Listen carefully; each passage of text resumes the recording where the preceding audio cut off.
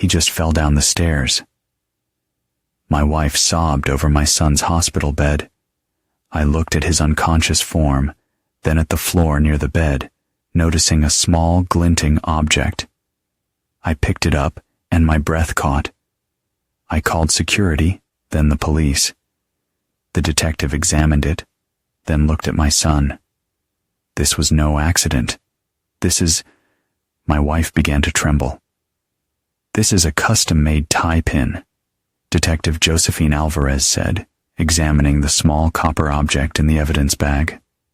The tiny pin was fashioned into an intricate compass rose with a single ruby in its center. Very distinctive. Any idea where it came from, Mr. Crawford?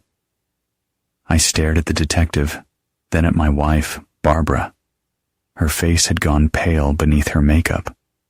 Our 8-year-old son, Wyatt, lay unconscious in the hospital bed, tubes snaking from his small body to the array of monitoring equipment. The doctors had induced a coma to reduce brain swelling after his fall. No, I said firmly, my eyes never leaving Barbara's face. That doesn't belong to me or anyone I know. Barbara clutched her purse tighter. Ryland, please. This isn't the time. The detective doesn't need to be here. It was an accident. I turned to Detective Alvarez. I found it right there by his bed. It wasn't there earlier. Barbara's breathing quickened. Someone must have dropped it. A doctor, a nurse. Mrs. Crawford, Detective Alvarez interrupted. Hospital personnel don't wear decorative tie pins during their shifts. It's against protocol. She turned to me. You're certain it's not yours? I've never seen it before in my life, I replied, my voice steady despite the storm brewing within me. Barbara's phone chimed. She glanced at it, then quickly silenced it, shoving it deep into her purse. Detective Alvarez noticed. Mrs. Crawford, I'll need statements from both of you about what happened. You said Wyatt fell down the stairs. Were you home when this occurred? Barbara nodded, wiping tears that seemed to appear on command. Yes, I was in the kitchen. I heard a thump and rushed out to find him at the bottom of the stairs. I called 911 immediately. I watched my wife, noting the slight tremor in her left hand, the tell she'd had since I met her 15 years ago. Barbara only trembled when she was lying. I wasn't home, I said. I was at my workshop finishing a commission. Barbara called me, hysterical. I was a custom furniture maker with a reputation for obsessive precision and attention to detail. My designs were sought after by collectors and museums alike. I could spot a misalignment of 1/16 of an inch from across a room. It was what made me excellent at my craft, and even better at reading people. Detective Alvarez made notes in her small book. I'll need to speak with Wyatt's doctor. I'm right here, said a voice from the doorway. Dr. Montgomery walked in, her face betraying concern beyond professional duty. Mr. and Mrs. Crawford, we've completed the additional scans. There's something you need to see. She slid an iPad from under her arm and pulled up an image. This is the CT scan we took when Wyatt was admitted. She pointed to a bright area. This is the acute subdural hematoma from today's injury. She swiped to another image. And this is concerning. It shows evidence of a previous head injury approximately 2 to 3 weeks old. My heart froze. I turned to Barbara, whose face had gone slack. Previous injury? I asked, my voice dangerously quiet. Wyatt never had a head injury. Dr. Montgomery looked between us. It wasn't severe enough to cause symptoms you would have noticed, but it's definitely there. Detective Alvarez stepped forward. Dr. Montgomery, would you say these injuries are consistent with falls? The doctor hesitated. The acute injury could be.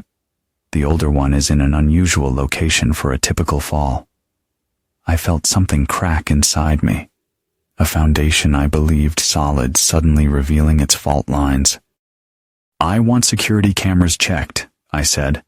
"I want to know who's been in and out of this room." "Already requested," Detective Alvarez said.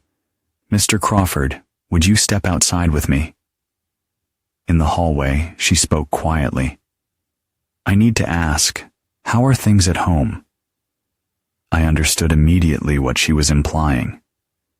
"If you're asking whether I hurt my son, the answer is absolutely not. He's everything to me." I ran my hands through my hair. "Barbara and things haven't been great lately. She's been distant, working late at her gallery, but never would I imagine."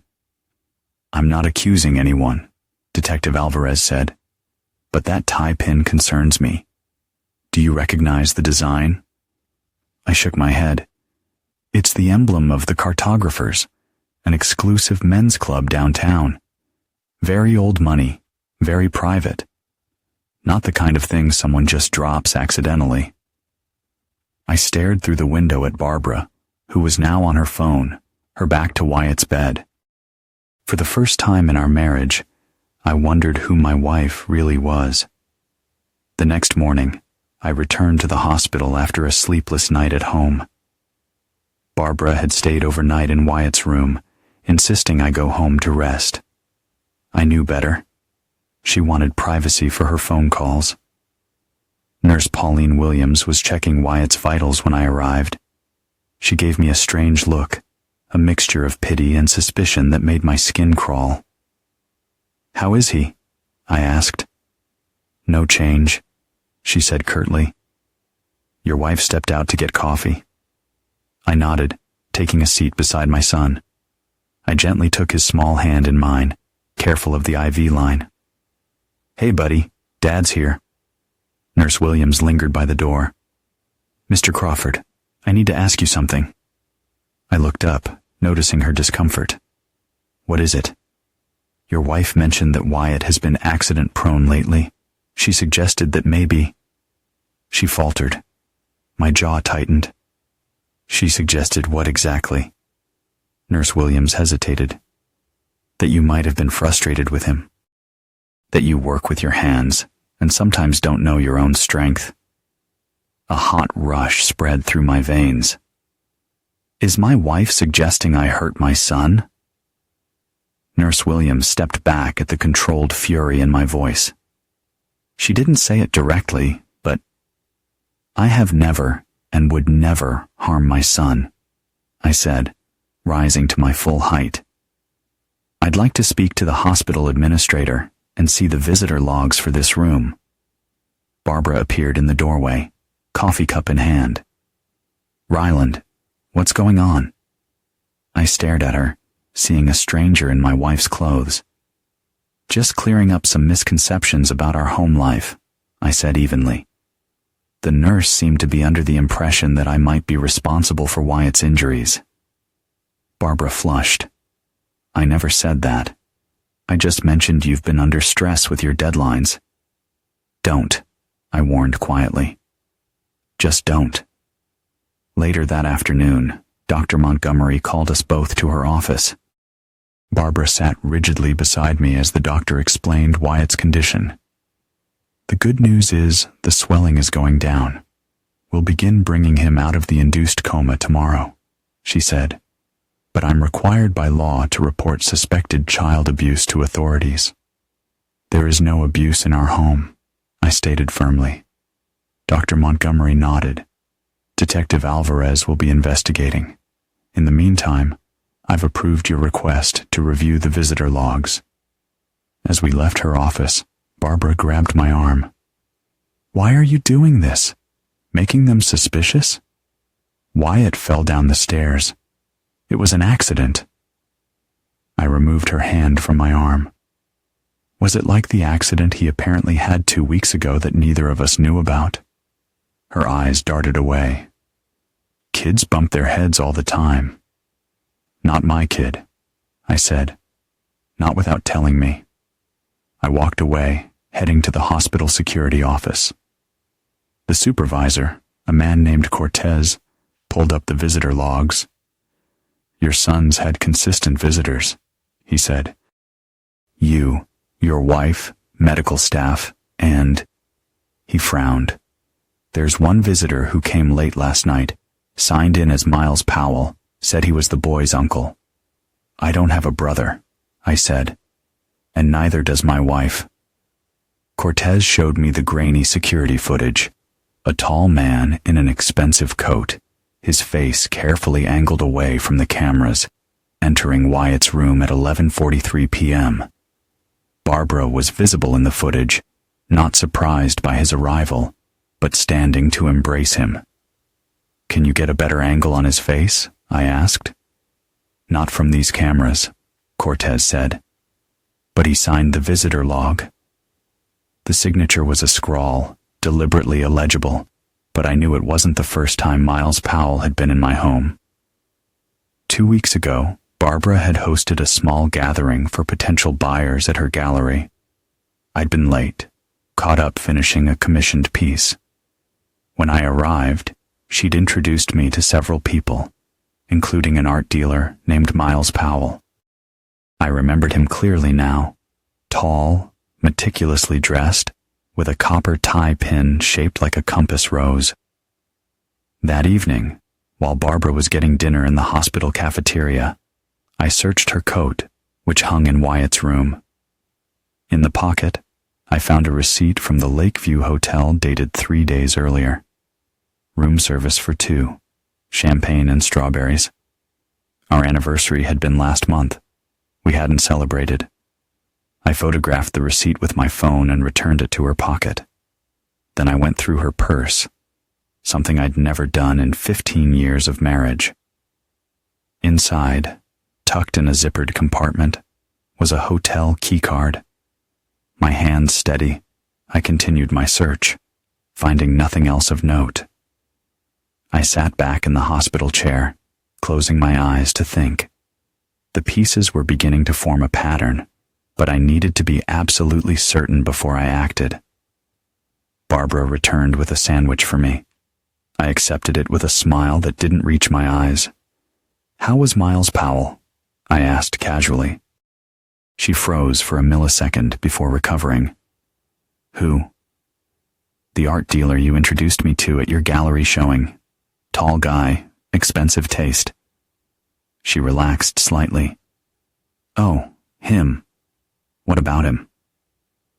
Just wondering if he's been helpful with the gallery. You mentioned he had important connections. Barbara nodded too quickly. Yes, he's been wonderful. Brought in several serious collectors. I bit into the sandwich. Good to hear. Maybe we should have him over for dinner sometime, when Wyatt's better. Her face paled. Maybe. We'll see. The next morning, Dr. Montgomery began the process of bringing Wyatt out of his coma. Detective Alvarez arrived as Barbara and I waited anxiously by our son's bedside. Mr. Crawford, may I speak with you privately? She asked. In the hallway, she showed me a plastic evidence bag containing the tie pin. We've confirmed this belongs to a member of the cartographers. We're working on identifying which member. Miles Powell, I said. Detective Alvarez raised an eyebrow. How do you know that name? I explained about the security footage and Barbara's reaction to my mentioning him. He's an art dealer who works with my wife's gallery. I'll look into him, she promised. There's something else. The doctors found something concerning in Wyatt's latest scans. My heart dropped. What is it? The older injury. It has characteristics consistent with an impact rather than a fall. I leaned against the wall, feeling my world tilt. You're saying someone hit my son? I'm saying we need to investigate all possibilities. When I returned to Wyatt's room, Barbara was sitting close to his bed, her hand on his. Her phone buzzed on the side table. I glanced at it. A text notification from MP displayed on the screen. Call me urgent. Barbara saw me looking and quickly grabbed the phone. Miles Powell. I asked quietly. Her head snapped up. What? MP, Miles Powell, the man who visited Wyatt last night, claiming to be his uncle. Barbara's face drained of color. You're having me followed? No. Hospital security keeps visitor logs. Why was he here, Barbara? She stood, hands shaking. He was concerned. He's a friend. A friend who takes you to the Lakeview Hotel? A friend who wears a compass rose tie pin that somehow ended up on the floor of our son's hospital room. Her eyes widened. You went through my things. Our son is in a coma, Barbara. A coma caused by a fall that might not have been a fall at all. So yes, I went through your things, and I'll do a whole lot more to find out what happened to him. A small sound from the bed interrupted us. Wyatt's eyelids were fluttering. He's waking up, Barbara gasped, reaching for the call button. Dr. Montgomery and a nurse rushed in. As they examined Wyatt, his eyes opened, confused and frightened. Mom? Dad? His voice was weak. I moved to his side, relief flooding through me. We're here, buddy. You're okay. Wyatt's eyes focused on me, then shifted to Barbara. Suddenly, his heart monitor began beeping rapidly. He shrank back against the pillows, his gaze fixed on his mother. He's having an anxiety response, Dr. Montgomery said. Wyatt, you're safe. You're in the hospital. But Wyatt kept staring at Barbara, his small body trembling.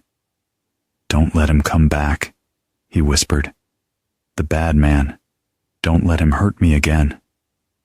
Barbara stepped back as if struck. I met Detective Alvarez's eyes across the room. She gave me an almost imperceptible nod. In that moment, I knew with absolute certainty that my wife and her lover had tried to harm my son, and I knew with equal certainty that I would make them answer for it.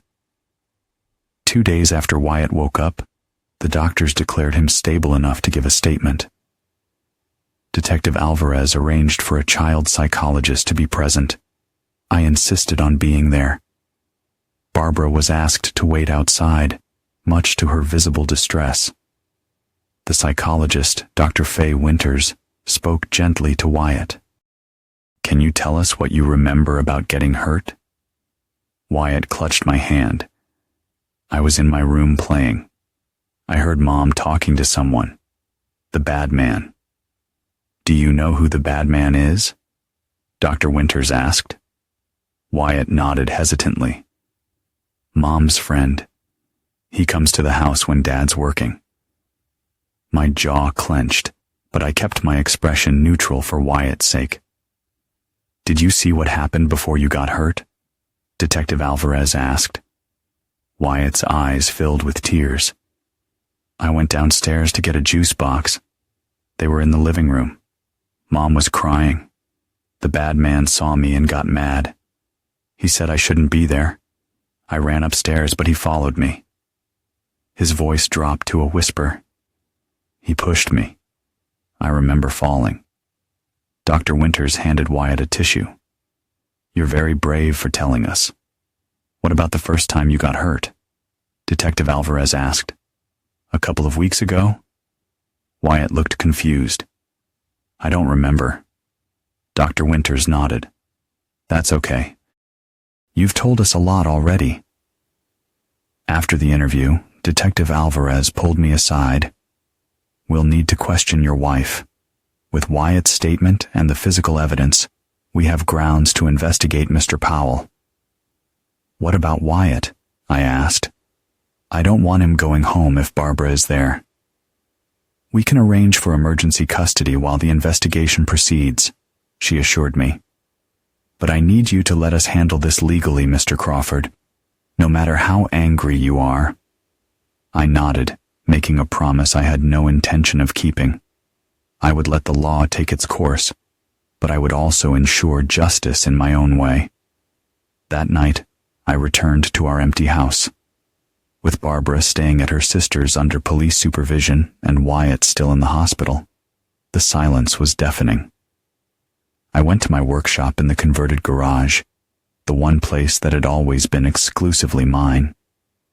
I sat at my workbench, running my fingers over the tools I'd collected over decades. Each had its purpose, its unique way of shaping raw materials into something precise and beautiful. I'd always believed in working with the grain of wood, not against it.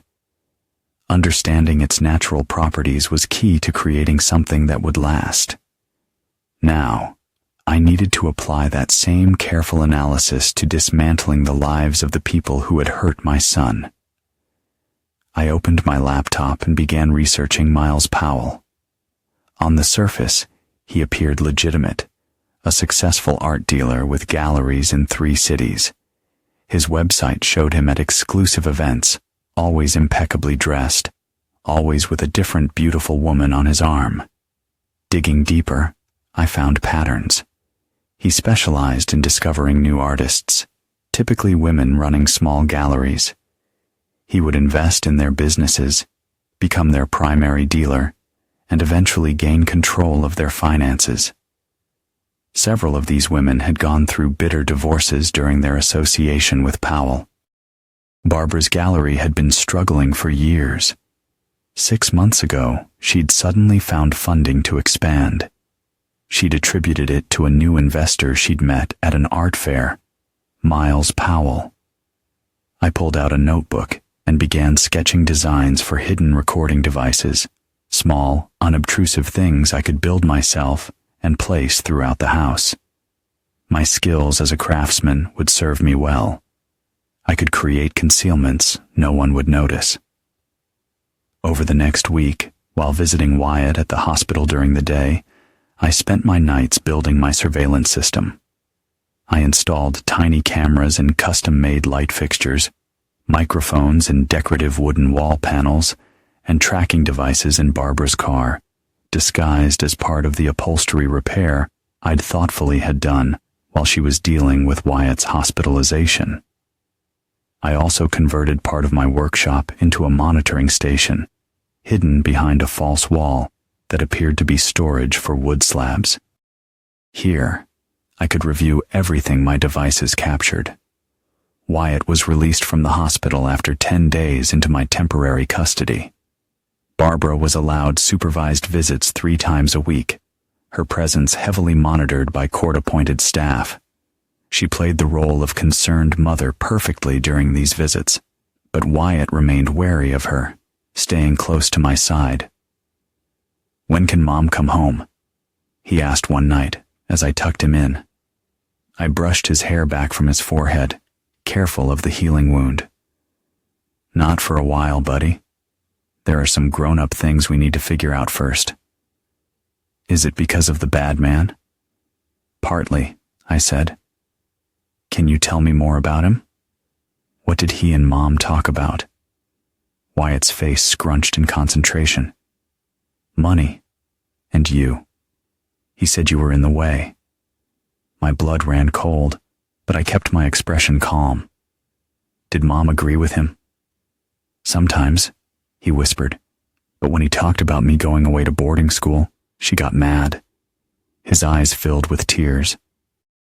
"She said I was hers, not yours, that you weren't even my real dad." I froze, the world narrowing to a pinpoint. "Wyatt, you know that's not true. I've been your dad since the day you were born." "I know," he said, clutching my hand. "You're my real dad no matter what." That night, after Wyatt was asleep, I pulled out our family documents, birth certificates, medical records, everything. Wyatt's birth certificate listed me as his father, but a cold suspicion had taken root. I ordered a home DNA test that same night. The next day, Barbara arrived for her supervised visit with a gift for Wyatt, a set of art supplies. She'd always encouraged his creativity. I watched from the doorway as she helped him set up an easel in the sunroom. "Draw whatever you want, sweetheart," she said. Wyatt hesitated, then began drawing with determined strokes. Barbara smiled encouragingly until she saw what was taking shape on the paper. a stick figure at the top of a staircase, pushing a smaller figure down. "Wyatt, why are you drawing that?" she asked, her voice tight. "Dr. Winters said I should draw what I remember," he replied, "to help get the bad memories out of my head." Barbara looked up and saw me watching. Her face hardened. "Ryland, can I speak with you privately?" "In the kitchen," I said, keeping my voice low. She kept hers even lower. "What have you been telling him about me?" "Nothing but the truth," I replied, "which is more than I can say for you." "This has gone far enough," she hissed. "Powell made a mistake. He was angry, yes, but he never meant to hurt Wyatt badly. It was an accident, just not the accident I initially described." I stared at her incredulously. "An accident? He pushed our 8-year-old son down a flight of stairs." "He's sorry," she insisted. "We both are. We can work through this for Wyatt's sake." "Is Wyatt even my son?" I asked bluntly. She recoiled. "What?" "He told me what you said, that I wasn't his real father." Barbara's face flushed. I was angry. People say things they don't mean when they're upset. "Answer the question, Barbara. Is Wyatt biologically mine?" Her silence was answer enough. "Who?" I demanded. "It doesn't matter," she said quietly. "You raised him. You love him. Nothing has to change." I laughed bitterly. "Everything has already changed. Your boyfriend tried to hurt my son, because that's what he is, regardless of biology, and you're standing here defending him?" "I'm not defending what he did," she protested. "But if you just agree to a divorce and a reasonable settlement, so that's what this is about. Money? Powell has plans for us, for the gallery. I need capital that you've always been too cautious to risk." "Get out," I said quietly. "Your supervised visit is over." After she left, I called Detective Alvarez. "I need to know everything you have on Miles Powell," I said, "and I mean everything." The DNA test results came back a week later. I wasn't Wyatt's biological father. The knowledge should have devastated me, but instead, it crystallized my resolve. Blood didn't make a family. Love and loyalty did. Wyatt was my son in every way that mattered. I didn't tell him. There was no need to burden an 8-year-old with such information, especially one still recovering from trauma. Instead, I focused on making him feel safe and planning my next moves. Detective Alvarez had shared some troubling information about Miles Powell. He had been investigated twice before in connection with suspicious accidents, both involving children of women he was involved with. In both cases, the mothers had recanted their initial suspicions, and charges were never filed. "He's careful," Alvarez told me. "He knows how to manipulate vulnerable women. We found evidence he's in debt despite his flashy lifestyle. Your wife's gallery represents a significant investment for him." "He tried to hurt my son," I said, "because Wyatt was in the way of their plans." "We're building a case based on Wyatt's testimony and the physical evidence," she assured me. "But Powell has an expensive legal team already working to discredit your son's account as the confused memories of a child with a head injury." That evening, I received a text from an unknown number. "We should talk for Barbara's sake. The Cartographers Club, 8 p.m. tomorrow." I knew immediately it was from Powell. The invitation was a risk for him, but his arrogance would be his downfall. The Cartographers Club was exactly what I expected. Old money pretending to be new, with dark wood paneling and leather chairs occupied by men who believed they were entitled to whatever they desired. Powell was waiting at a corner table, a tumbler of amber liquid before him. "Mr. Crawford," he said smoothly, rising to shake my hand. I shook his hand firmly, noting the compass rose tie pin on his immaculate suit. Mr. Powell. Please, call me Miles. He gestured to the chair opposite him. Scotch? I'll pass, I said, taking the seat. What did you want to discuss? Powell leaned back, studying me. I think we both want what's best for Barbara and Wyatt. My jaw tightened at my son's name in his mouth. Do we? This unfortunate situation has gotten out of hand, he said. A misunderstanding blown out of proportion. A misunderstanding, I repeated. My son was in a coma. Powell had the decency to look uncomfortable. I lost my temper. The boy surprised me during a delicate conversation with Barbara. I didn't mean to hurt him seriously, just hurt him a little. I stared at him, my voice dangerously quiet. Just hurt him a little? He sighed. Look, I'm trying to be reasonable here. Barbara and I care for each other. She wants a divorce. You can make this difficult, or you can be practical. Practical? I echoed. What does practical look like to you? Powell leaned forward. You sign the divorce papers Barbara's lawyer has drawn up. You agree to joint custody of Wyatt. You don't press charges regarding the incident. In return, the financial settlement will be more than fair. And if I don't agree? His expression hardened. Then things get unpleasant for everyone. I smiled, a cold expression that didn't reach my eyes. You misunderstand me, Miles. I'm not negotiating. I'm gathering information. He frowned. What do you mean? I stood. You'll find out. Oh, and Miles, that tie pin you're so proud of. It's not level. I left him staring after me, his hand unconsciously moving to straighten his pin. Outside, I took a deep breath of night air. The conversation had confirmed what I already suspected. Powell saw Wyatt as an inconvenience, but I'd learned something valuable. Powell was afraid. Beneath his smooth exterior, he feared exposure. He feared losing Barbara and the financial lifeline she represented. Fear was something I could use. The next day, I attended the opening of a new exhibition at Barbara's gallery. She was surprised to see me there, especially without Wyatt. What are you doing here? She asked tensely. Supporting my wife's career, I replied. Isn't that what a good husband does? Her eyes narrowed. Ryland, don't make a scene. I wouldn't dream of it. I moved through the gallery, examining the artwork. Mediocre pieces with inflated prices. I recognized Powell's influence in the selections. Flashy, trendy works designed to appeal to people who bought art for status rather than appreciation. Powell arrived an hour into the event. He faltered when he saw me, but quickly recovered, approaching with a glass of champagne.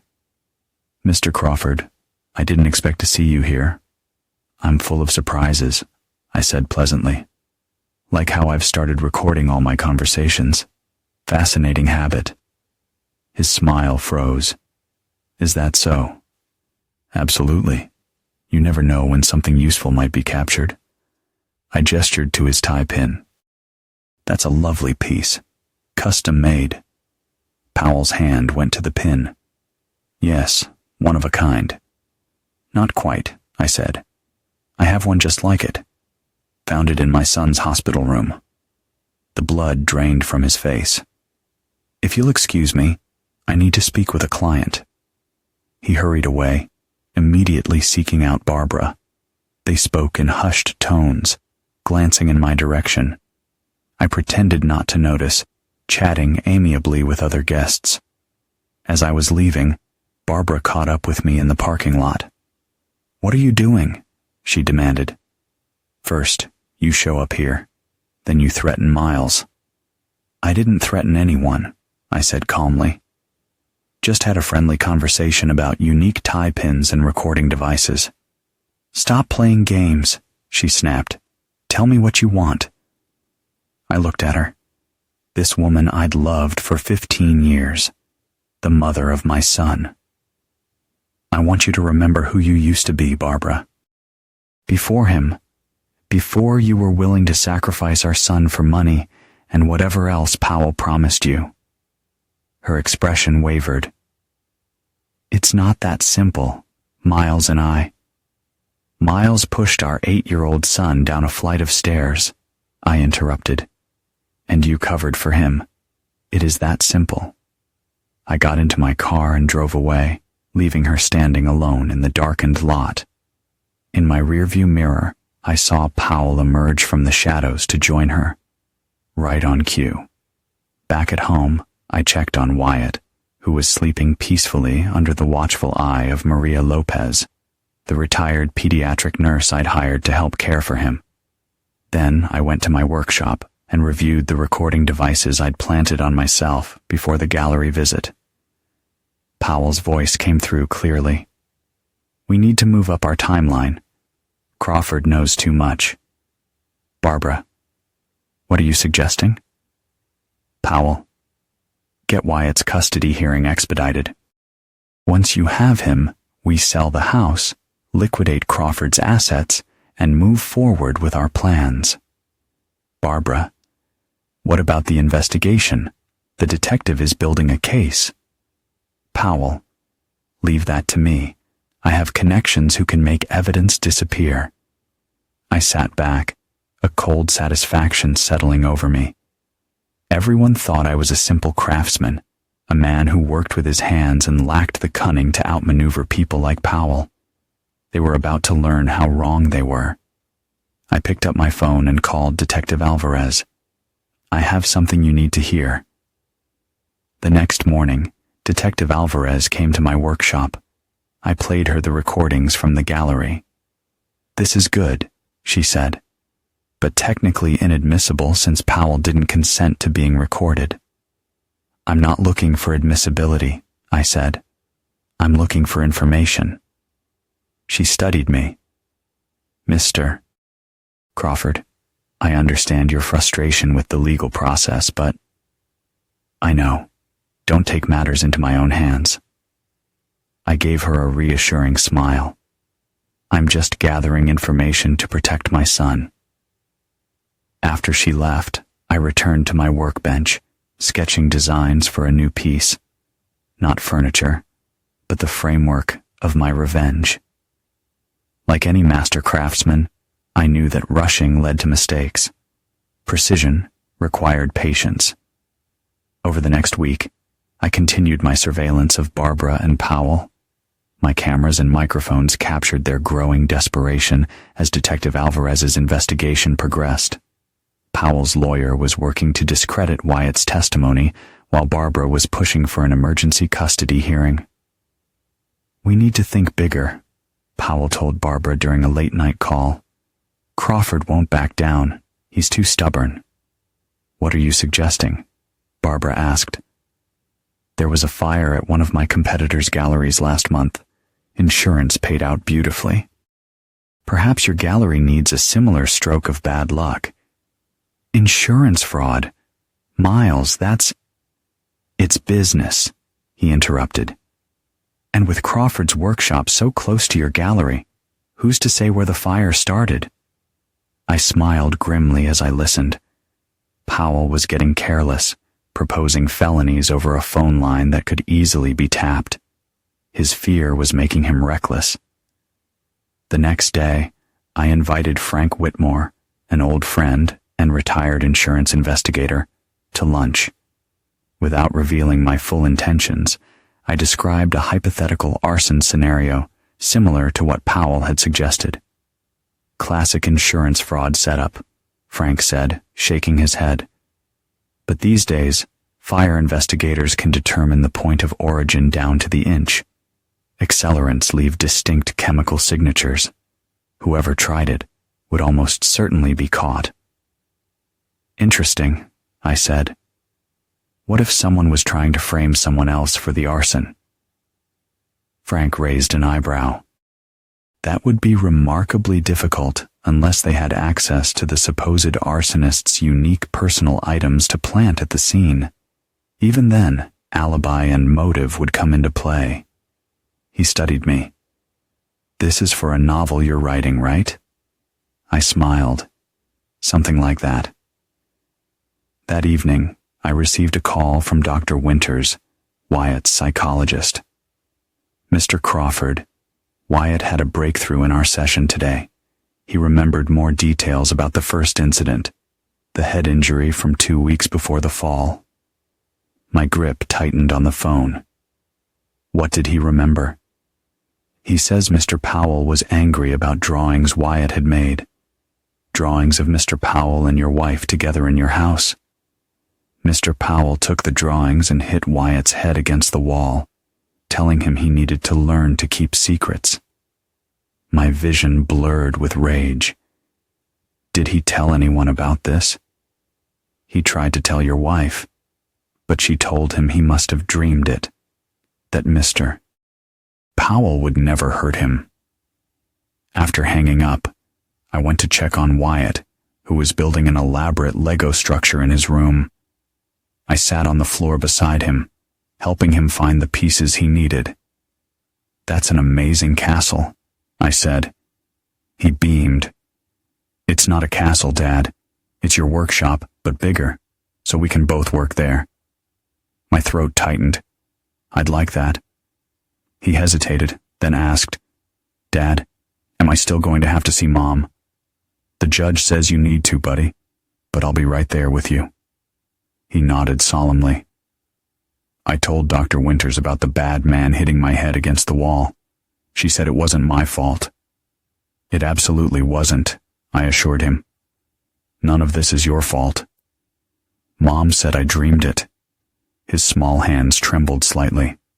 But I didn't dream it. I believe you, I said firmly, and Detective Alvarez believes you too. That night, after Wyatt was asleep, I finalized my plan.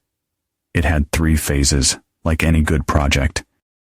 Each piece would be executed with the same precision I'd always brought to my craft. Preparation, execution, and finishing. I would use Powell's fear, Barbara's greed, and my own skills to construct a trap they couldn't escape. First, I called Powell from a burner phone, disguising my voice. I have information about Ryland Crawford you might be interested in. Meet me at the abandoned Wilson Furniture Factory tomorrow night at 10 how. Come alone. Next, I texted Barbara from my regular phone. We need to talk about Wyatt. No lawyers, no Powell, just us. The workshop tomorrow night at 9 Finally, I contacted Detective Alvarez. I have reason to believe Powell is planning something dangerous. I need your help. The next day, I prepared my workshop, setting up hidden cameras and microphones to document everything. I placed specific tools in calculated positions, a craftsman's mise en place.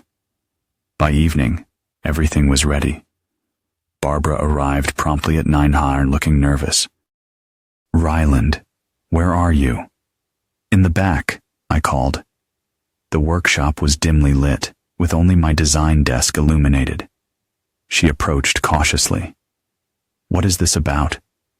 I gestured to the chair across from me. Sit. I want to show you something.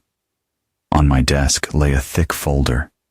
I opened it, revealing photographs, transcripts, and financial records. This is everything I know about Miles Powell, the fraud he's committed, the women he's manipulated, the children he's hurt. Barbara's eyes widened as she flipped through the documents. Where did you get this? I'm a craftsman, I said simply. I pay attention to details. Why are you showing me this? Because despite everything, you're still Wyatt's mother. I wanted to give you one last chance to make the right choice. Her hands shook as she closed the folder. It's not that simple. Miles and I are planning to commit arson for insurance fraud, I finished. Yes, I know. The color drained from her face. How? I gestured around the workshop. You'd be surprised what a skilled woodworker can hide in plain sight. A noise from outside caught our attention. Car tires on gravel. Right on time, I said. That'll be Powell, responding to an anonymous tip about evidence against him. "You set him up," Barbara whispered. "No," I corrected. "I set both of you up. The question is, which side will you be on when this is over?" The workshop door opened, and Powell stepped in, his expensive coat incongruous against the sawdust and tools. He glared at Barbara, then at me. "What kind of game are you playing, Crawford?"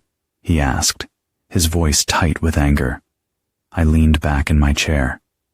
"No game, just a conversation about truth and consequences." "I received a call claiming you had evidence against me," Powell said, stepping further into the workshop.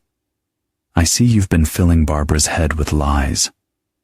"Not lies," Barbara said quietly, her fingers resting on the folder I'd shown her. "Records, bank statements, police reports from Seattle and Chicago." Powell's expression flickered. "Whatever he's shown you is fabricated." I smiled. "Is it Lisa Donovan in Seattle? Emma Travers in Chicago? Both ran small galleries.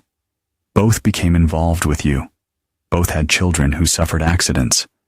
Both businesses mysteriously burned down for insurance money after they tried to leave you. Circumstantial coincidences," Powell dismissed, but his eyes darted to the exits.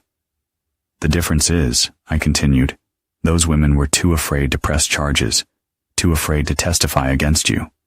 I'm not afraid, Miles, and neither is my son." Powell's hands slipped into his coat pocket. "You have nothing but a child's confused testimony and your own jealous delusions." "I have recordings," I said, "of you discussing arson, discussing how to handle Wyatt, discussing your plans to liquidate my assets." Barbara stood suddenly. "Miles, is it true? The other women? The other children?" "Sit down," Powell snapped. "Don't let him manipulate you." "The only person being manipulated here is you, Barbara," I said. "Powell is in debt up to his eyeballs. His galleries are failing. He needs your gallery and my assets to stay afloat." "That's absurd," Powell scoffed. "Barbara, we've discussed our future, our plans for expansion, plans funded by insurance fraud and theft," I pointed out. "Tell me, did you plan to harm Barbara too once you had control of everything, like the others?" Powell pulled his hand from his pocket, and I saw what I'd expected, a small pistol. "Enough," he said. "You've become a problem I can no longer afford, Crawford." Barbara gasped. "Miles, what are you doing?" "Solving our problem," he said coldly. "Both our problems now that you've clearly begun to waver." I remained still, watching Powell's finger on the trigger. "You won't get away with this." "I will," he said, "a tragic murder-suicide." The distraught husband, unable to accept his wife's decision to leave, kills her in his workshop, then himself. The police already know you're angry about the affair. They'll believe it. Barbara backed away. "This isn't what I wanted. Not any of this." "It's what needs to happen," Powell insisted, his mask of sophistication completely gone, replaced by desperate calculation. "You can either be part of the future or part of the past, Barbara." "Like Wyatt was part of the past?" I asked quietly. "Is that why you pushed an 8-year-old down the stairs? Because he was in the way of your future?" Powell's eyes narrowed. The boy was a complication. He saw too much, remembered too much. Barbara's face crumpled. "You told me it was an accident, that you never meant to hurt him." "I meant to scare him," Powell admitted. "But when he threatened to tell his father about us, about the things he'd seen and heard, adjustments had to be made." "You tried to hurt my son," I said, my voice deadly calm. Powell turned the gun toward me. "And now I'll finish what I started with his father." The workshop door burst open. "Police, drop the weapon." Detective Alvarez stood in the doorway, her service weapon aimed at Powell. 2 uniformed officers flanked her. Powell's face contorted with rage. "You set me up," he snarled at me. "No," I corrected. "You set yourself up the moment you harmed my son." As the officers handcuffed Powell, Detective Alvarez approached me. "We got it all. The confession, the threats, everything." I nodded. "Thank you for being in position. When you called saying Powell might be planning something dangerous, we took it seriously." She glanced at the cameras I'd installed. "Though it seems you had your own backup plan." Barbara stood shell-shocked as Powell was led away. "I didn't know." She whispered about the other women, the other children. "I swear I didn't know." "But you knew he hurt Wyatt," I said. "The first time, and you chose him anyway." She couldn't meet my eyes. "I was afraid, confused. He made me believe it was for the best, that you were holding me back, that Wyatt would adjust." Detective Alvarez stepped forward. "Mrs. Crawford, we'll need your statement as well." As Barbara was led out to give her statement, I remained in my workshop, surrounded by the tools of my trade. The first cut had been made. The shape of justice was emerging from the raw material of deception. The following weeks were a blur of legal proceedings. Powell was charged with attempted murder, assault of a minor, conspiracy to commit insurance fraud, and a host of other crimes. Evidence from his previous victims in Seattle and Chicago strengthened the case against him. Barbara was charged as an accessory after the fact for covering up Wyatt's first injury. Her cooperation with the prosecution and her willingness to testify against Powell resulted in a plea deal, probation, and community service, rather than jail time. The divorce proceedings moved forward swiftly. Barbara didn't contest my full custody of Wyatt, asking only for supervised visitation rights. The DNA test results remained my secret. There was no need to introduce that complication into Wyatt's life. He was my son in all the ways that mattered. 6 months after Powell's arrest, I received a call from Barbara asking to meet. We arranged to talk at a neutral location, a coffee shop downtown, while Wyatt was at school. Barbara looked thinner, her designer clothes replaced by simple jeans and a sweater. The gallery had been sold to cover legal fees. "Thank you for agreeing to see me," she said as I sat across from her. "What do you want, Barbara?" She folded her hands on the table. "I've been in therapy, trying to understand how I let things go so far. How I could have..." Her voice broke. "How I could have failed Wyatt so badly." I remained silent, waiting. "I'm not asking for forgiveness," she continued. "I don't deserve it, but I wanted you to know I'm doing the work to be better, to be someone Wyatt might someday be able to trust again." "Why tell me this?" "Because you were right about everything, about Powell, about what I'd become." She took a shaky breath. "And because I've been offered a job in California, a fresh start, I wanted to talk to you about adjusting the visitation schedule." I studied her. "You're moving away from your son?" "It's better for him," she said, surprising me with her self-awareness. "Every time he sees me, he remembers the trauma. The psychologist says he needs stability now, not conflicted emotions about his mother." "So, you're giving up?" She shook her head. "I'm giving him space. I'll write to him. Send gifts on his birthday and holidays. When he's older, if he wants a relationship with me, I'll be there. But for now..." She wiped away a tear. "For now, the best thing I can do for my son is to step back." I hadn't expected this. In all my calculations, I'd never considered that Barbara might voluntarily remove herself from the equation. "There's something else," she said, pulling an envelope from her purse. The The proceeds from selling the gallery. It's all here after legal fees. It should have been yours anyway. Your support is what started the gallery in the first place. I made no move to take the envelope. Keep it. Use it to build your new life. I can't, she insisted. Not after everything. It should go to Wyatt's future. College fund, maybe. Is this an attempt at redemption, Barbara? She gave a sad smile. No, there's no redemption for what I did. This is restitution, the only kind I can offer. As our meeting concluded, Barbara hesitated. There's one more thing you should know about Powell. What's that? He has connections in prison, dangerous people. His lawyer told me he's been making threats about you and Wyatt. I nodded, unsurprised. Let him threaten. We're beyond his reach now. But as I drove home, I considered Powell's vindictive nature. He was facing a minimum of 20 years in prison. A man like that, with his resources and connections, could be dangerous even from behind bars.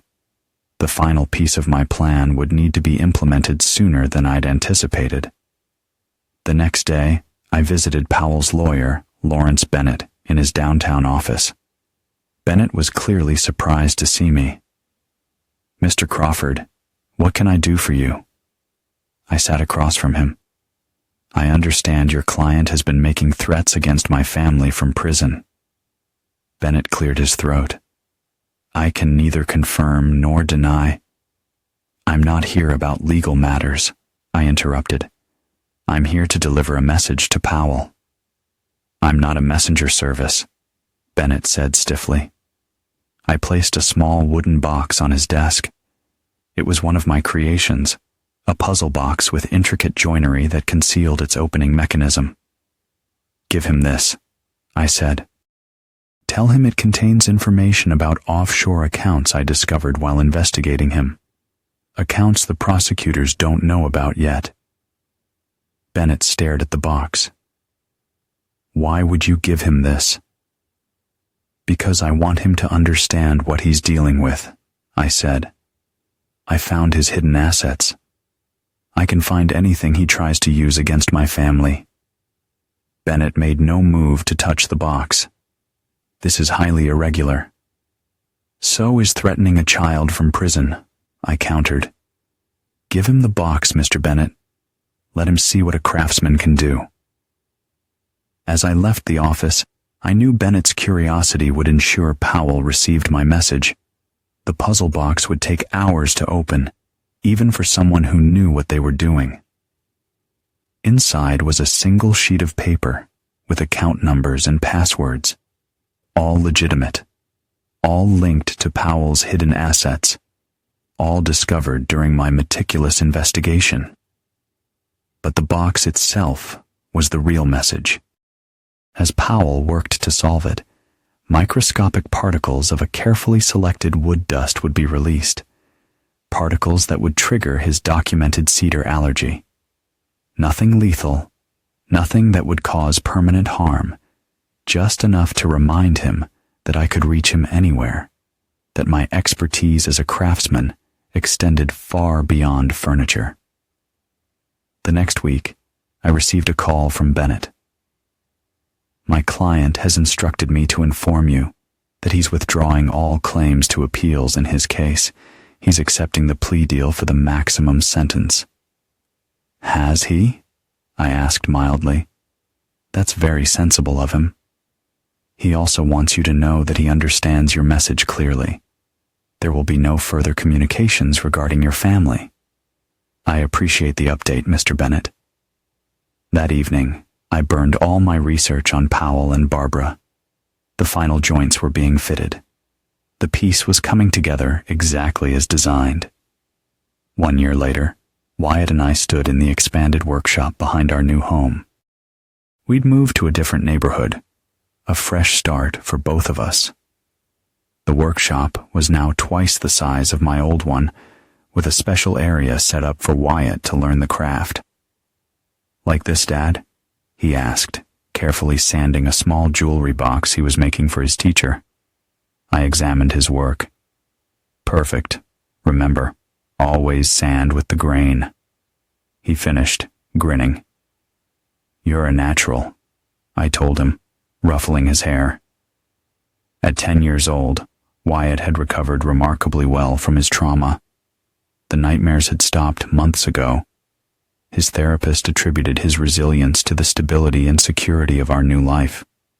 I attributed it to his inherent strength, a quality that had nothing to do with biology and everything to do with character. The doorbell rang, interrupting our workshop time. I'll get it, I said. Keep working on that box. We'll finish the hinges when I get back. I opened the front door to find Detective Alvarez, now Lieutenant Alvarez, standing on my porch. Lieutenant, I greeted her. This is unexpected. Sorry to drop by unannounced, she said. I was in the neighborhood and thought you might want to know. Miles Powell was found dead in his cell this morning. I kept my expression neutral. What happened? Apparent anaphylactic shock. He had a severe cedar allergy. According to his medical records, somehow cedar dust was found in his cell. The prison is investigating how it got there. That's unfortunate, I said. Alvarez studied me carefully. I thought you should hear it from me, given your history. I appreciate that. Would you like to come in for coffee? She shook her head. I can't stay, but there's something else you should know. We found a journal in Powell's cell. He kept detailed records of his crimes, including his relationships with women in Seattle and Chicago. Their children's accidents weren't accidents at all. I'm not surprised, I said quietly. The journal also mentioned Barbara. According to Powell, she knew more than she admitted. She knew about the women in Seattle and Chicago. She knew what he was capable of. I absorbed this information silently. I thought you deserved to know the truth, Alvarez said. For closure. After she left, I returned to the workshop where Wyatt was still sanding his box. Who was that, Dad? Just someone delivering news, I said. How's it coming along? Almost done with this part, he said proudly. That evening, after Wyatt was asleep, I sat in my study reviewing emails. There was one from Barbara, her monthly update on her life in California. She'd found work at a small community arts center, was continuing therapy, and had sent a birthday gift for Wyatt that would arrive next week.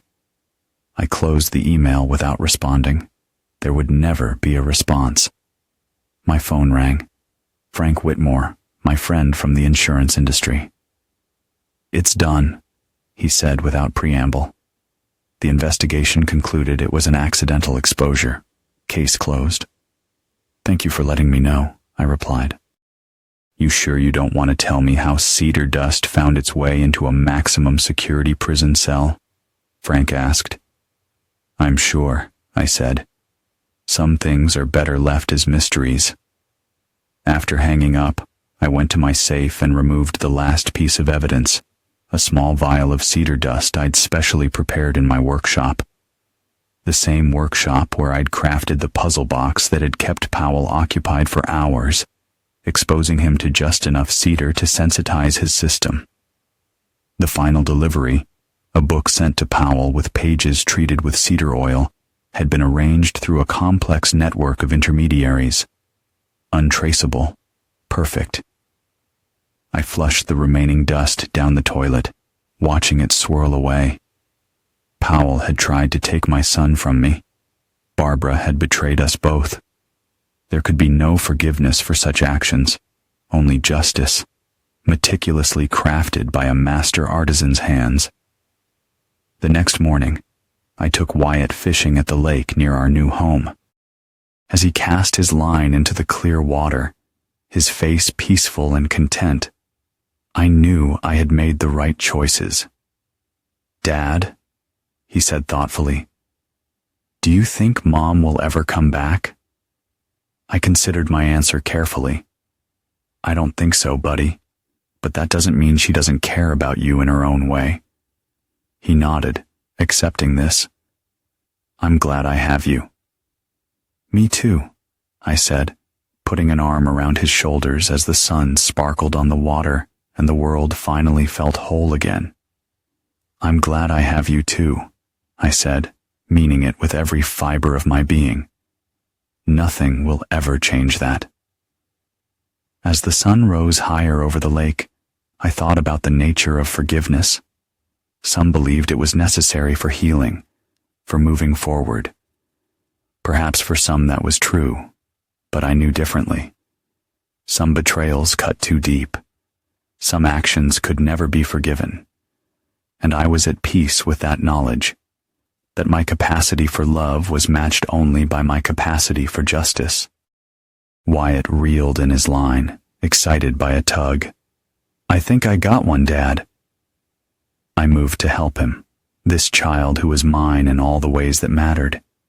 Together, we would build a new life, one piece at a time, each joint perfectly fitted, each surface polished to a high sheen. And if anyone ever threatened that life again, they would learn what I had taught Miles Powell and Barbara. A true craftsman never leaves his work unfinished. The sun shone on us as the water sparkled, and in that moment, I knew our story, once marked by pain and betrayal, was now carefully rebuilt, stronger than ever.